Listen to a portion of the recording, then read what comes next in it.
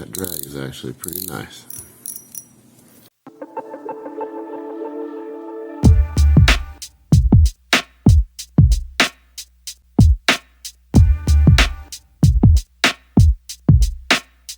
Hey guys, I know it's been a while since I've done a video. I've been really busy this summer, and in a good way.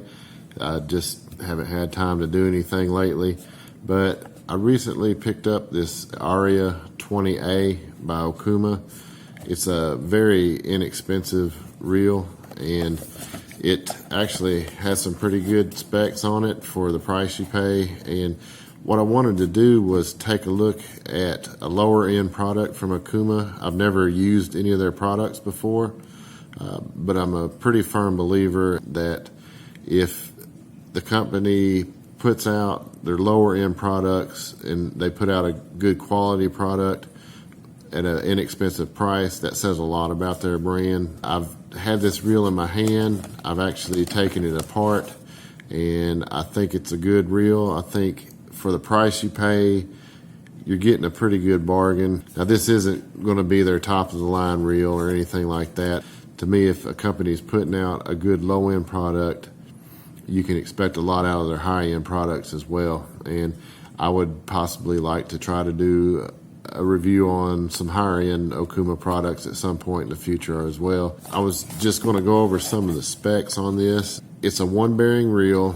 For some of you that are very into bearing counts on reels, this isn't going to be a reel for you. It uses bushings on the main drive gear, and then there's one pinion bearing. There is no infinite anti-reverse. It uses a pawl and a gear setup for the anti-reverse. So there is just a little bit of back play before the anti-reverse engages. So that might be a deal breaker for some as well. It's got a decent gear ratio. It's not real high, it's not real low. It's 4.8 to 1. It retrieves almost 24 inches per crank of the handle. It's 23.9 inches.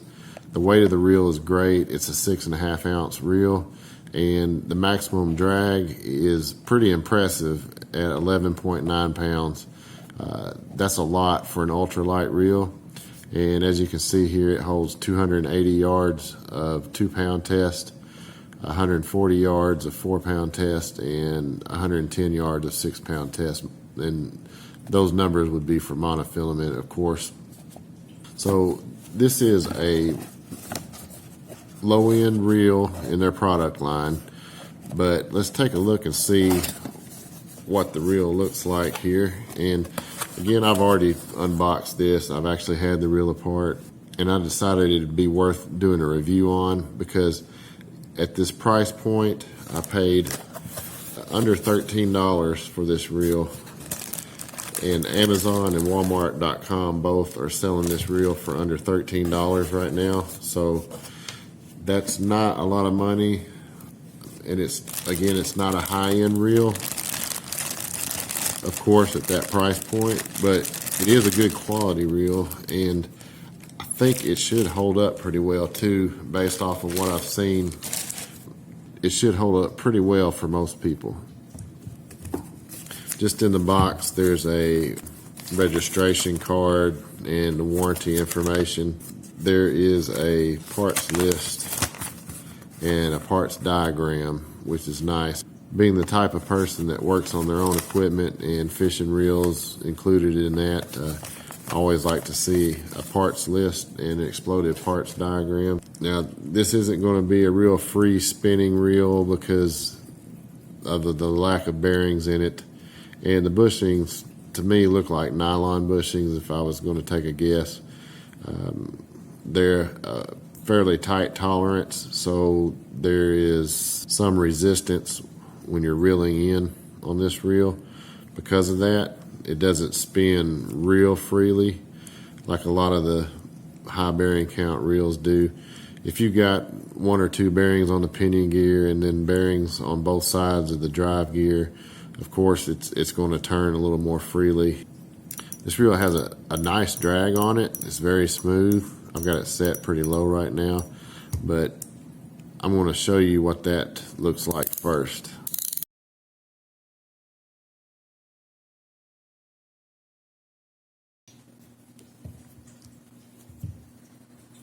This is a spring-loaded drag knob on it.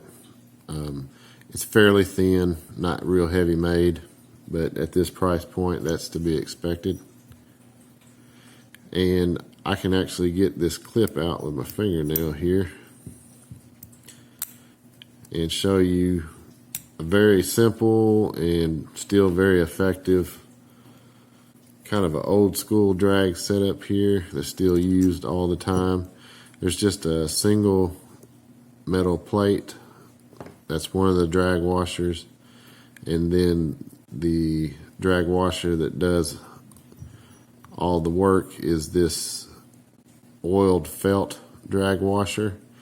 And with all the new technology out, carbon fiber drag setups and stuff, if you use an ultralight reel and you want to use very lightweight line, there's really not anything any smoother than a really good quality felt, well-oiled drag washer. On the low end of things, it's actually going to give you smoother performance than most any other drag material I've ever run across. That includes Teflon, leather, and of course carbon fiber. On the lower drag settings, where you're using light line, even 2-pound line, this is going to give you very smooth results on the drag. It's very uncomplicated and very effective at the same time, which in my opinion is always a good thing. All right, the spool itself looks very nice and it seems to be well made. The one thing I've noticed that would be a little helpful if they would have done this is kind of made a beveled edge right here. That helps some on casting distance. There's going to be just a little more drag with the way the spool just kind of comes to an edge here. It's not a big deal, but it's just something that I noticed that could have been just a little bit better. But again, we're talking about an entry-level reel here. If you look on the bottom here, I was glad to see this. It actually has a metal drag clicker. A lot of very low-end reels and product lines use a plastic little tab that wears out pretty quickly. This is actually a nice setup and a time-tested setup. This has been used for years with very good results. It's very similar to reels you see going back many, many years. It's just got a spring here and a metal clicker tab that is actuated on this little gear right here, and that's where your click comes from as the drag's going out. And this is one thing I had a little trouble with. There's a little indentation on this, I'm sure, to keep this from just falling off. It actually makes the two spacer washers and the drag gear a little difficult to get off. But if you'll take them off one at a time, it's going to work a little better for you. All right, so we've got our two spacer washers, metal drag gear, and now you can get to the rotor. And you actually have to take the rotor off first, as well as this back little cover here, because there's a screw under here and there's a screw under the rotor that you have to get out along with these two screws on the side plate in order to get this side plate off. So I'm going to go ahead and take the handle off here. Very common design. Nothing special about the handle, but again, it's effective. So now this is a 10mm nut that holds the rotor in place, and it's actually left-handed threads. When you go to take this off, in order to loosen it, you'll actually turn it clockwise. Now that that nut's off, you can take the rotor off. And let's just take a quick look at the rotor. One thing that I really like to see on a reel is a line roller that turns freely. And I think you can see it there. I actually marked this line roller with a Sharpie so you can see how easily it turns. I'm just pushing it lightly with a toothpick. A lot of low-end reels, these line rollers on some of the really inexpensive ones don't even move like they're supposed to. They usually don't move at all on some of them. So that's something I always like to double check and make sure that they've done a good job with the line roller set up and that it turns freely. And this one does. The rotor itself, very lightweight, and it's very rigid. There's not a whole lot of flex to it. I'm squeezing pretty hard on that in order to move it. And if you look on the bottom of the rotor here, you'll see all these teeth that are around the perimeter of the rotor, and those are plastic. I'm not sure what type of plastic, but those are for the anti-reverse, because this does not have infinite anti-reverse. It uses a pawl that is actuated into these teeth. When you turn it backwards, if the anti-reverse is turned on, the pawl will catch on these teeth and lock the rotor so that it can't turn backwards. The bail open and close really locks into place. It's very solid feeling, and it does trip real easily when you crank it, or as like most of us do, we close it manually, and it doesn't take much to flip it over. I don't think it's going to trip on a cast very easily. I've seen some that are a little too light on this end. They don't lock very positively, and if you kind of get a lot of arm into a cast, you can cause those to flip over. This one seems to lock open pretty firmly. All right, so this is the anti-reverse setup. It uses a wire spring that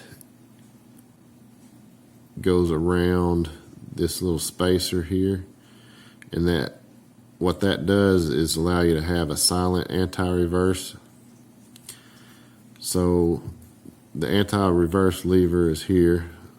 When you turn it off, it moves this cam up to lock this arm in place, so that the pawl that engages on the rotor to lock the rotor cannot move out to engage that rotor. So now it can turn freely both ways. And when you turn it on, when the rotor is spinning in the crank direction, this pawl stays down because of this little spring, this wire spring here. And what happens is when you go to reverse it, this little plastic piece that this spring is mounted to pushes this arm up, and that will engage now on the gears on the rotor. This piece is plastic, but it's pretty thick where it actually engages the rotor, and it's got some meat to it, so I really don't think that's going to cause you any problems there with this braking. I could be wrong, but it seems to be substantial enough that you probably aren't going to break that. So everything looks pretty good as far as the anti-reverse goes. There's nothing spectacular going on here. This is kind of old technology, but it looks to be fairly substantial. And again, this is an ultralight reel. It's not something that's built to take a whole lot of abuse anyway. So, you know, if you use it the way it's intended to be used, this probably will not cause you any issues.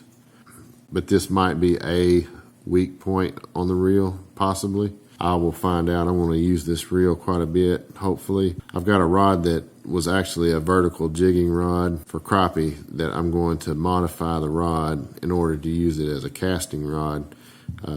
I'll get into a video on that at some point, but I intend to use this reel on that setup, and I think it'll be a good one for that.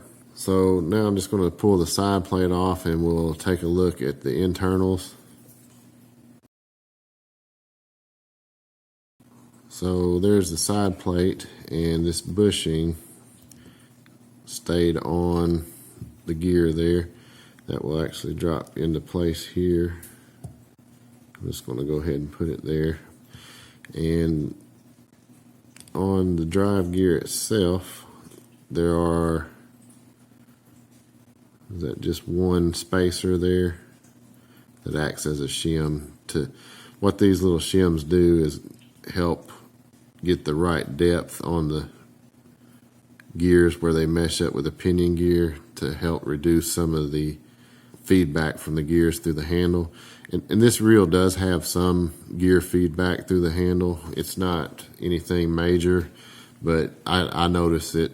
It's not as smooth as a lot of reels I've used. But smooth reels don't necessarily catch bigger fish either. But some meshing feedback through the handle really isn't that big of a deal. Here's something I'd point out that could have possibly been done a little better. There's an alloy pinion gear, and then there's an alloy drive gear. Alloy metal is not the problem. Usually though, when you have two similar metals, they tend to wear quicker on a gear set, whereas if you have dissimilar metals, they tend to wear better as a set. So a lot of times what you'll see on a pinion gear is a brass gear, and then there'll be an alloy main drive gear. That's actually a better setup, but then again, we're looking at a $12 reel here, $13 reel. You know, it's only going to last for so many years. It's not built to last for a person's lifetime, and you kind of know that going in at the price point. It really isn't a surprise or anything. Little spacer here, I'm just going to take that off. That's got the anti-reverse little spring there. I'm going to take that off and just point out here, this is where the ball bearing is, and there's a little spacer on here too that's in the way right now, but the ball bearing is right here, and it's held in place with these two screws. That keeps the ball bearing from moving in and out.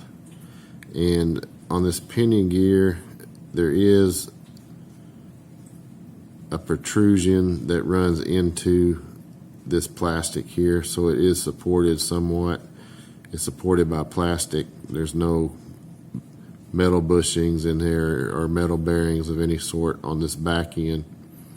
But for an ultralight reel at this price point, that's kind of what you expect, and most reels are made that way until you get into some higher end reels. And then the oscillation gear right here is pretty common. This is a pretty common setup. One thing I do like is that there's a metal plate right here for the slider for the oscillation arm. That prevents this top end from moving on the oscillation arm. And there's a rail on the side cover that runs right through here, so it's supported on the top and bottom so that this oscillation slider cannot wiggle back and forth under pressure when you're fighting a fish or anything like that. That will hold this oscillation slider in place. And again, there's another bushing back here. They are a tight fit onto the main drive gear, so it's not as free turning as a reel with ball bearings on both sides of that main drive gear. So that's pretty much all there is to the internals on this reel. It's a real simple setup. It's a very common setup. Although I do think that this reel is a little better quality than what I've seen in some of the lower end products from other manufacturers. This is a good solid setup. This isn't a reel you buy to last a lifetime, but you're not paying that kind of price for it either. So I think for the amount of money that they're charging for these at the retailers, that you really can't go wrong, especially if you're looking to buy a kid his first spinning reel, or you're just looking for a budget reel. You know, I think that this reel will hold up pretty well, and I'm going to find out just how well it holds up. I'm going to be using this and see how long it lasts. It might last a year, it might last 10 years. If I do have any sort of problems with it, I'll be sure to let everybody know. I will update the description and tell what happened. I might even do a video about it if it's worthy of that. I think for the price that these are, I think it'd be hard to go wrong with picking up one of these if you're looking for an inexpensive reel. All in all, I'd say it's a pretty decent setup, especially for the price. And I would say get one, try it out, see what you think. If you're looking at a reel on this lower end of the spectrum, this might be a good one to check out for yourself. But I would like to possibly check out some of the other product lines in Okuma. I've never owned one of their reels, so I thought I'd start it at the bottom and see what I thought about it before I looked any further. Because to me, if your low-end products are just trash, there's not a whole lot of point in looking at the high-end products, because to me that says something about the company itself. I'm just going to speed the video up, put this back together.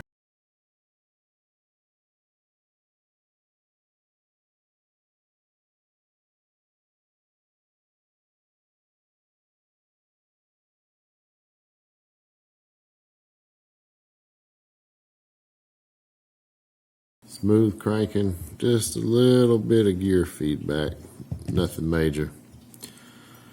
Smooth drag. I really like this bail open and closing so positively. Love the size of it. It looks nice. I don't see how you could go wrong for the price. For now, I'm just going to say, yeah, I would give this one a shot if you're looking for one that won't break the bank. If you got one for kids that you're thinking about letting them have their first spinning reel, this one should do the trick pretty nicely. And if you're just looking for some backup reels or some extra reels, or if you just are looking for an inexpensive reel for yourself, I don't think you can go wrong with that one personally. Hopefully I don't get proven wrong, but I'm going to put it to the test and see how it goes. Just from the way it's put together and as much work as I've done on reels in the past, I really don't foresee any huge problems with the way that this is set up. Those gears will wear out at some point, I'm sure, because of the reasons I talked about earlier, but that could be years down the road. So if you are using a reel for several years that you paid under $15 for, I think you're doing okay. Well, that's my opinion on it, and I will talk to you guys later.